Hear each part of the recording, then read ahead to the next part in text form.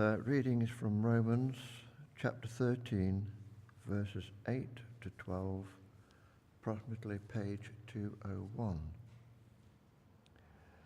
Be under obligation to no one. The only obligation you have is to love one another.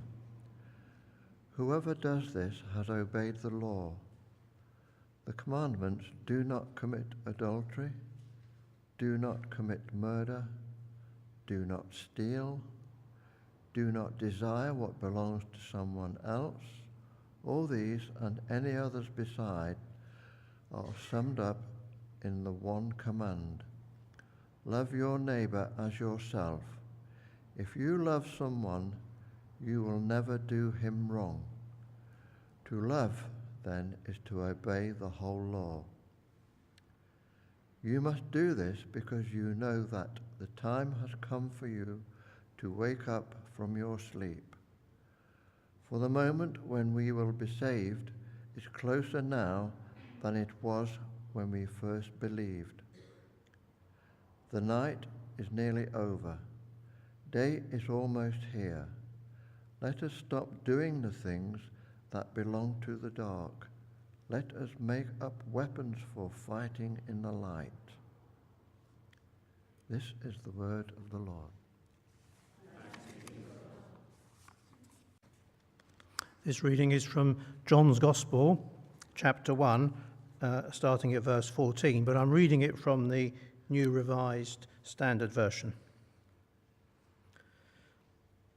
And the Word became flesh and lived among us, and we have seen his glory, the glory as of a Father's only Son, full of grace and truth.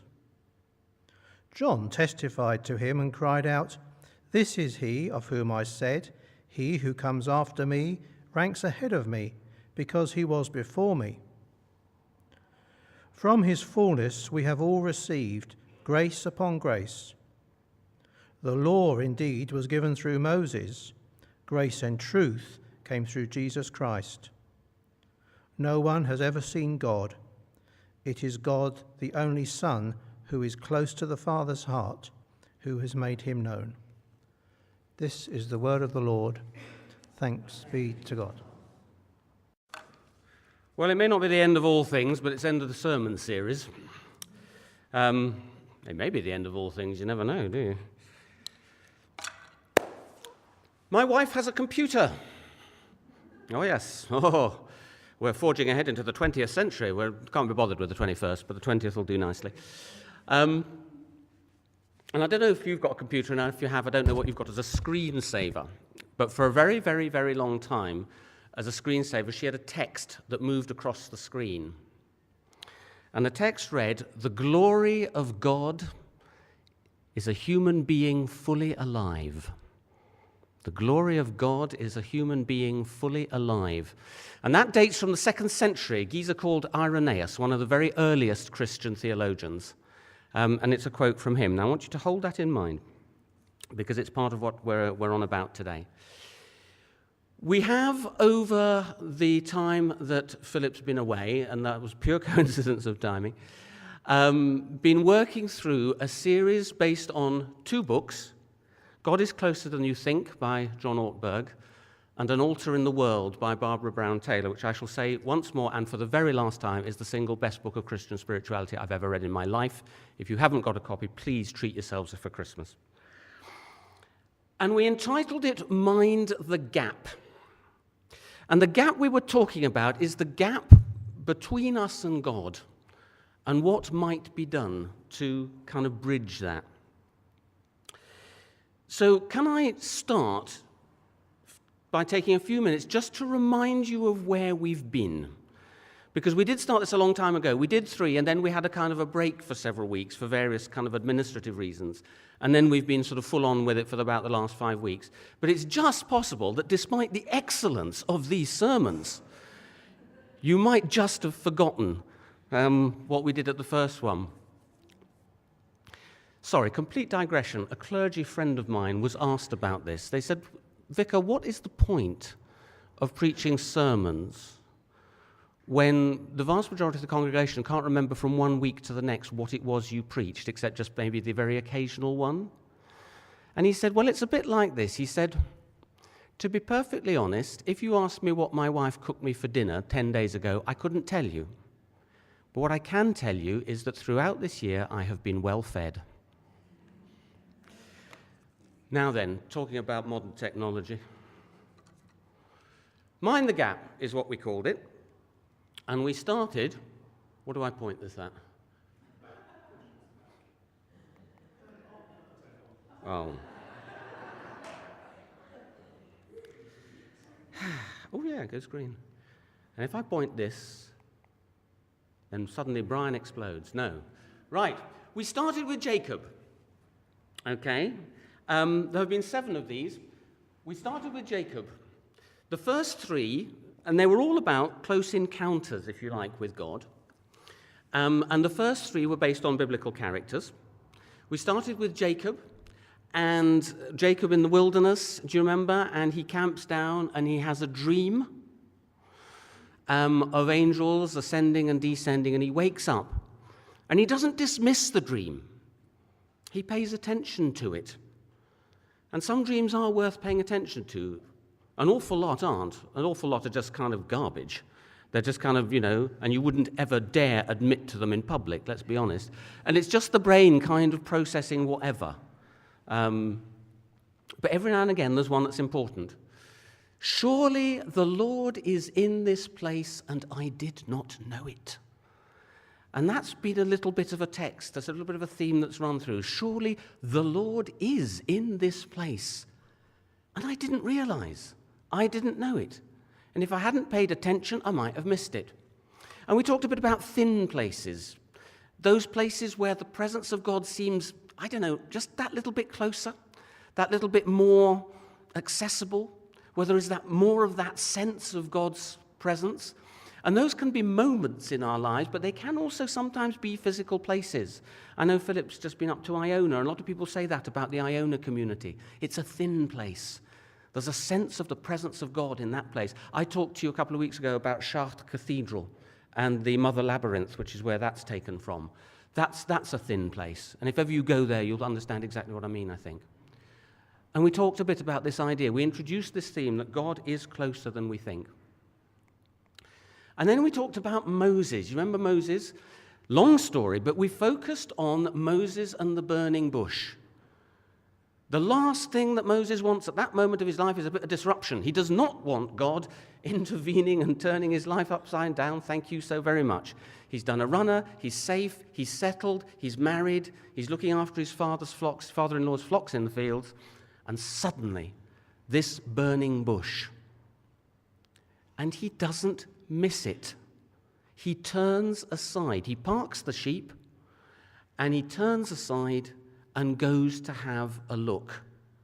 Not, I think, out of that kind of slightly ghoulish way that people like to have a look when they see an accident on the motorway. You ever been in one of those tailbacks that goes back about 5 miles, and when you get there, it's actually because there's been a crash on that side, not on this side? It's not that. But he knows that something strange is going on here. And if it's of God, if it might be something important, he wants to know. He wants to check it out. And we talked quite a bit that week about the need, particularly in the busyness of our lives, to turn aside sometimes, to make space, to go and have a look. Moses. Third week, Mary and Martha. Remember Mary and Martha? Jesus and the gang come to dinner, and Martha's beavering around. She's the activist. She's the one who's got to get the dinner on the table, and oh boy, I sympathize with her. I'm mortified if people turn up and the food isn't ready. And does she get any help from Mary? No, she does not. Mary has gone and sat at the feet of the Lord and is doing nothing except sitting at the feet of the Lord. And she's not best pleased. Well, quite right too, frankly. And so she goes and does the decent Christian thing and complains. And says, Lord, don't you care? Well, sister's doing nothing. Come on. And Jesus actually says, Martha, you're charging around like a fly on a hot day. Only one thing at this moment is necessary. It's an interesting word. Only one thing is necessary. Okay? Seize the moment. This is a moment. Mary has spotted the fact that this is a unique opportunity that won't come again. She has a unique opportunity to sit at the feet of the Master, the feet of Jesus, to enter very much into the nearer presence of God, and she's not going to miss it. And if it means that we go hungry for a bit longer and the pizza isn't ready on time, she's chosen the right priority, Martha. And it's kind of a little warning to all of us who are activists. And the world needs activists. It won't run without us. But sometimes there are things more important. And Mary and Martha are a symbol of that. So those were the first three. Then we had a break, if you remember. And we came back to a series on Close Encounters. We're continuing the same series, obviously, but Close Encounters through various things. And we started with through the renewal of our minds. That's quite a tricky one, isn't it? Not allowing ourselves to be conformed to the world's standards and values. Now, you don't want to be, at least I don't want to be, somebody who is so out of touch with the world I live in that, I've got nothing to say. You know the old phrase, there's no point in being so heavenly minded that you're no earthly good. Well, it's a bit like that, There are some people who do seem to spend their life so much in the heavenlies that you wonder if they're actually make contact with planet Earth at all. We are in the world. The world is God's creation, and it is very, very important that we play our part, we interact with it. Jesus did. Jesus didn't go and sit in a monastery on top of a mountain and let people come to him. He got down there into the dirt, into the muck, into the everyday ordinariness of people's lives. And we have to do the same. We do need to be in the world and fully engaged with the world. But there was something here about kind of not being of it and not necessarily taking on board all the values of the society that we live in. Some of them we might. I think our society has much more of a concern for justice these days than perhaps if you look back at past centuries. We have more of a concern for bringing an end to warfare. It seems sometimes we don't get very far, but at least it's on people's radar. We have more of a concern for the poor and what we might do to help. That's good, and those are values we would want to share. But we also have a concern for acquiring just as much property and stuff and possessions as we possibly can. And, that's perhaps a value we might want to challenge. And so we talked about this business of renewal of our minds, of allowing God to come close in the renewing of how we think and what we prioritize and what we think is important. And then we had close encounters through the people that we meet. Meeting God in one another. Of course there is a place for the solitary life. And it's a very important place, and some people are called to that. But for a lot of us, we mix with people, we encounter all kinds of people every day, people we know, people we're just meeting for the first time, family, friends, colleagues, that sort of thing. And we talked about being open to encountering God through those people, sometimes through the people we least expect. And sometimes the voice of God is heard in some very, very unlikely places. I do think God's got an impish sense of humor. I really do.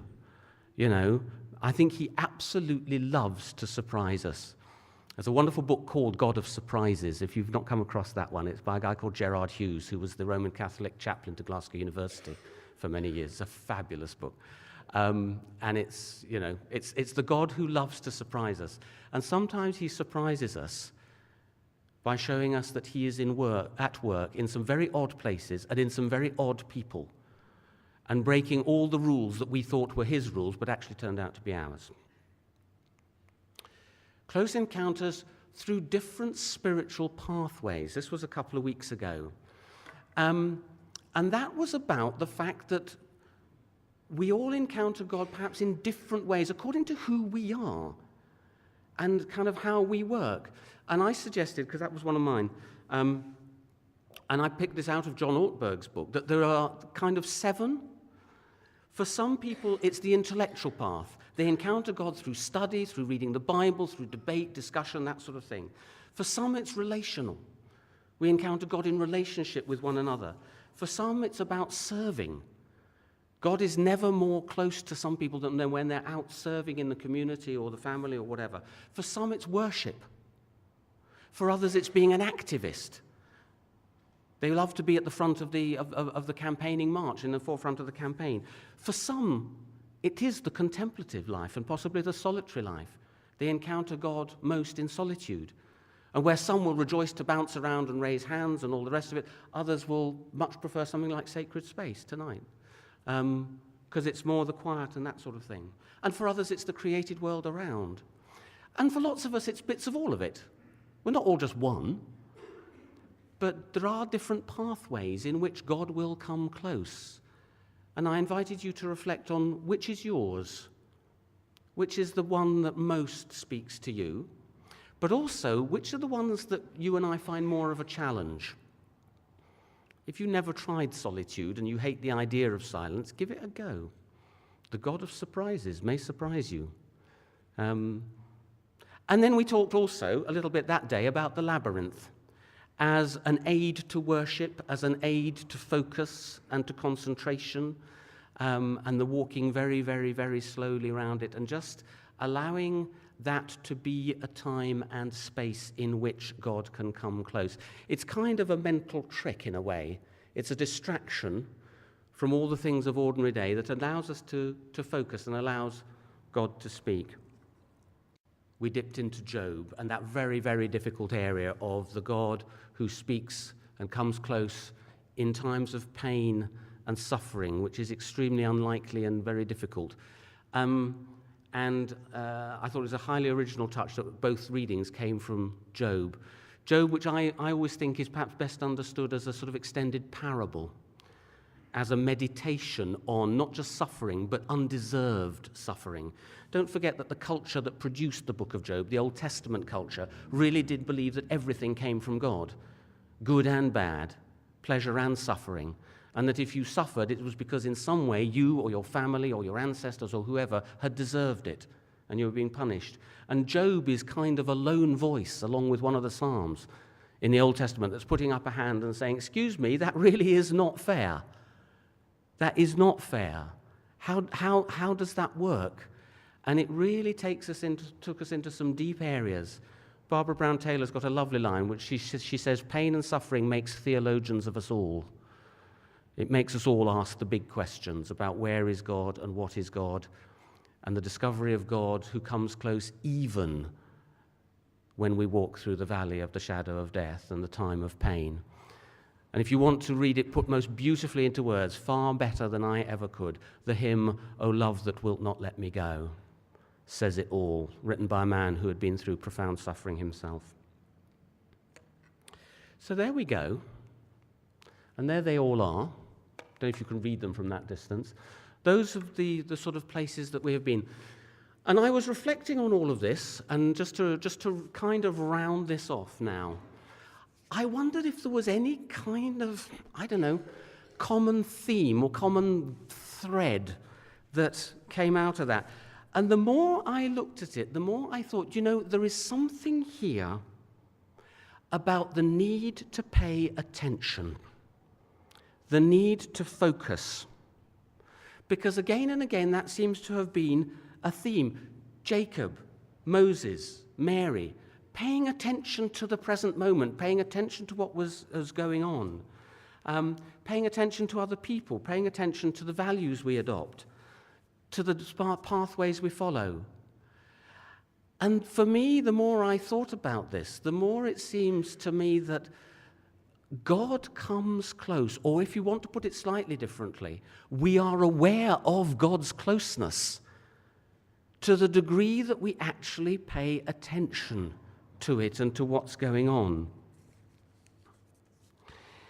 And what do we discover when we do that? I think we discover that God is actually there all around us all of the time.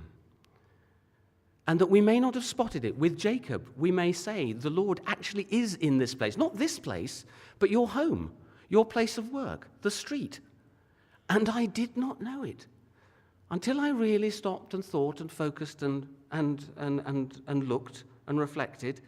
I didn't realize this. But the Spirit of the Creator God infuses the creation.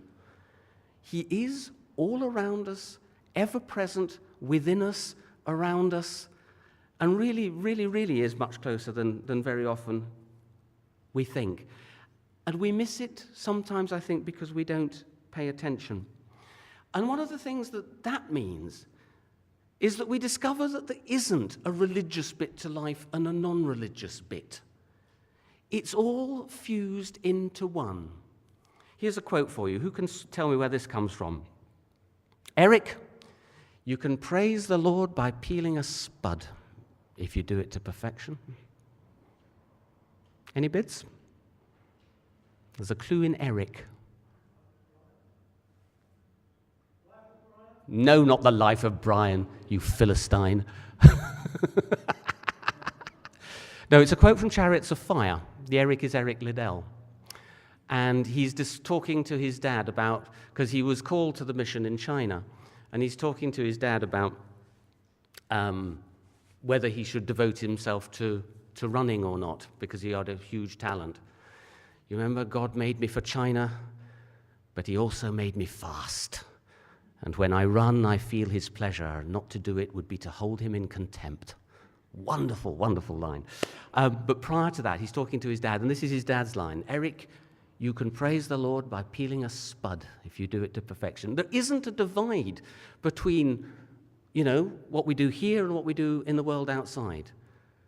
The God who is all around us, who infuses us, who infuses our life, is actually there in all that we do. And I think one of the things that discovering that God is closer than we think is that everything we do becomes part of our life shared with him.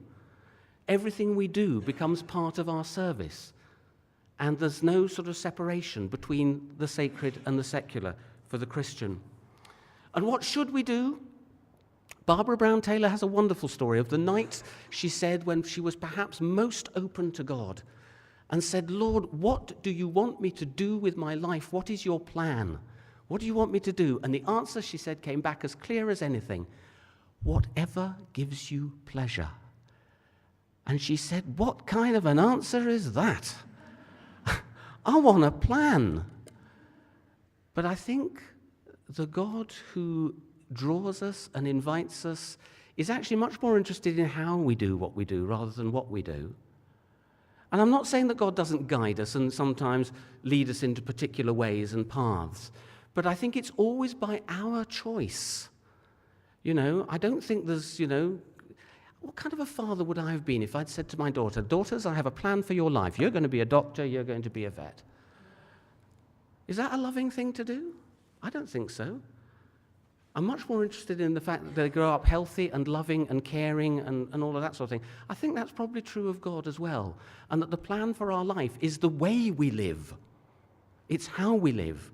And how we live was told to us very clearly in that reading from Romans. You only have one duty, which is to love your neighbor as you love yourself. That is the whole of the law.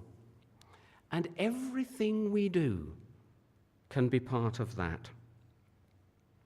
And so we draw to an end. I hope you found the sermon series useful. I hope it's kind of rekindled in you this vision of the God who really does walk beside you and within you every step of every single day, the good and the bad and all the rest of it. And it's appropriate in a sense, I think, that we finish this in Advent as we prepare to celebrate the coming of God into our world as a human being. And if you ask people to describe how that happens, people sort of come up with a sort of, a kind of uneasy fusion of, well, Jesus was sort of part God and kind of part man, and they kind of coexisted. No, not really. He was fully both. Because the glory of God is a human being fully alive. Jesus was supremely that, because he was in full relationship with God, in a way that you and I can't be, because he was who he was. But because of that, not despite it, because of that, he was fully human. Because he was fully a child of God. He was fully human. He was a human being, fully alive. And it's to that glorious destiny in this life that God draws us and God calls us. Amen.